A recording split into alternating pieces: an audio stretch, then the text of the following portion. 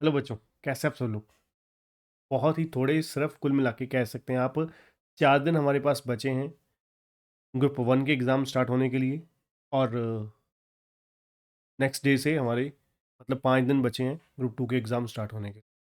अब आपको बहुत सारी चीज़ें कुछ ऐसी हैं जो आपको ध्यान रखनी है, जो बिल्कुल नहीं करनी अगर आप चाहते हो कि आप फर्स्ट अटैम्प्ट में आपका रिजल्ट निकले, बढ़िया तरीके से निकले, बिना किसी बाधा के निकले। और ये चीज़ें ध्यान से, क्योंकि आपकी तैयारी हो चुकी है, फाइनल टच आपको देना है। ठीक है, सबसे पहले हेल्थ का जो ध्यान रखिएगा। ठीक है, कोशिश कीजिएगा अगर जितनी नींद हो सकती है पॉसिबल उतनी नींद ज़रूर कीजिए। ठीक है, कई बारी क्या होता है, पहले 2 या 3 पेपर बच्चा बहुत अच्छा ज़्यादा ओवर परफॉर्म करने की कोशिश की वजह से क्या होता है, लास्ट पेपर तक हेल्थ बहुत ज़्यादा बिगड़ जाती है बहुत सारे बच्चों की, हम सुनते हैं।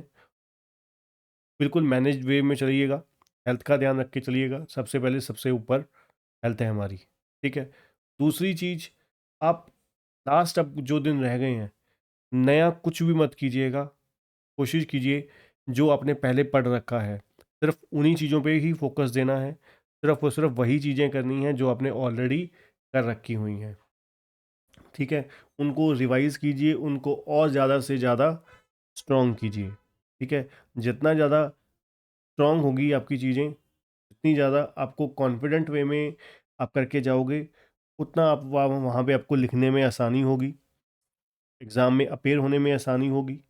ठीक है, कोशिश कीजिएगा नई चीज़ें मत कीजिएगा। तीसरी चीज़, अगर आपको लगता है कि आपके पास, जैसे कि मान लीजिए फर्स्ट पेपर आपका जीआईजीएल का है, ठीक है, और ग्रुप 2 वालों का सीएमएसएल का है।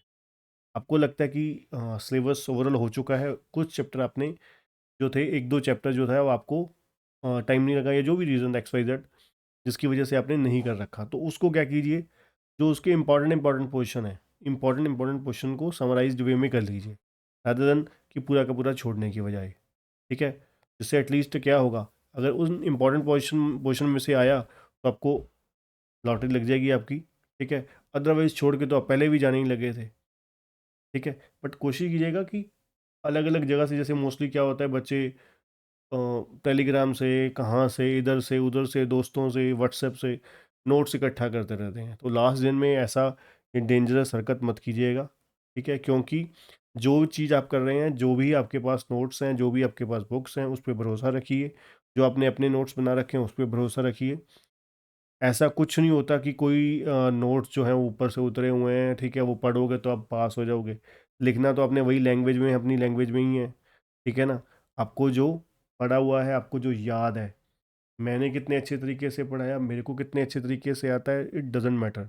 मैटर क्या करता है, आपको कितने अच्छे तरीके से आता है, कितने तरीके से याद, अच्छे तरीके से याद है, और कितने अच्छे तरीके से आपकी राइटिंग स्किल है आपकी। आप पेपर, उस आपकी जो सोच है उसको आप पेपर पे उतारते हो। ठीक है ना, तो ये चीज़ का ध्यान रखिएगा, अच्छे तरीके से आपको लिखना ज़रूर आना चाहिए। कुछ ना कुछ आप लिख के ज़रूर जाइए कि आपको पता लगे कि वहाँ पर, अब कई बार क्या होता है, कुछ बच्चे सीधा ही मैदान में पहुँच जाते हैं, और उनका पेपर के बाद कहना ये होता है, 2-3 पेपर, सर गलती ये हो गई कि मैंने ना लिख के नहीं देखा, एक्चुअली मैं डायरेक्टली मैं एग्ज़ाम लिखने चला गया। ठीक है, तो जिसकी वजह से क्या हुआ, टाइम मैनेजमेंट नहीं हो पाई। टाइम मैनेजमेंट का बहुत अच्छे तरीके से ध्यान रखिएगा। ठीक है, और जो फर्स्ट 15 मिनट हैं, उन फर्स्ट 15 मिनट में आप सिर्फ और सिर्फ सिलेक्शन कीजिएगा कि ये क्वेश्चन मेरे को करने हैं, ये नहीं करने हैं, ये पहले करने हैं, ये बाद में करने हैं। सिक्वेंसिंग का कोई इशू नहीं होता, कोई रोल नहीं होता, इसलिए डरने वाली कोई बात नहीं है। सिक्वेंसिंग की वजह से आप खुद सोचो कि सीएस जैसे प्रोफेशनल कोर्स में आपको सीक्वेंस ऊपर नीचे होने की वजह से आपको नंबर नहीं देंगे। ठीक है ना, आपका मतलब क्वेश्चन ठीक, सॉल्यूशन आंसर ठीक है आपका, बट मार्क्स नहीं मिलेंगे। ऐसा नहीं होता, कभी भी नहीं होता। ठीक है, ऐसा अगर होता तो मैं सी एस ना होता आज की डेट में। मैंने कभी ज़िंदगी में सीक्वेंस में एग्ज़ाम नहीं दिया है, कभी भी आज तक नहीं दिया। ठीक है, तो इसलिए अपना अच्छे मार्क्स आते रहे हमेशा मेरे, क्योंकि जितना जो बेस्ट मेरे पास शुरू में होता आता था मुझे, वो मैं पहले वो करता था, बाकी रिमेनिंग टाइम पे जो मुझे नेक्स्ट कर देता था रिमेनिंग टाइम पे। ठीक है, शुरुआत में मेरा पहले 1 घंटे में वो पेपर होता था जो मेरा बेस्ट है, जिसमें मेरी बेस्ट कमांड है, बेस्ट राइटिंग स्किल्स हैं। ठीक है, तो मैं वो करता था, देन फिर जो बाकी वाला है। ठीक है ना? ये थोड़ी सी चीज़ों का ध्यान रखिएगा अगर आप चाहते हो कि रिजल्ट आपके फेवर में आए, आप जैसा चाहते हो वैसा है। ठीक है? ऑल द बेस्ट मेरी तरफ से। ठीक है? और जो बच्चे नए हैं चैनल पे, चैनल को सब्सक्राइब भी कीजिएगा और बेल आइकन दबाना मत भूलिएगा। वीडियो को लाइक और कमेंट जरूर कीजिएगा। Thank you.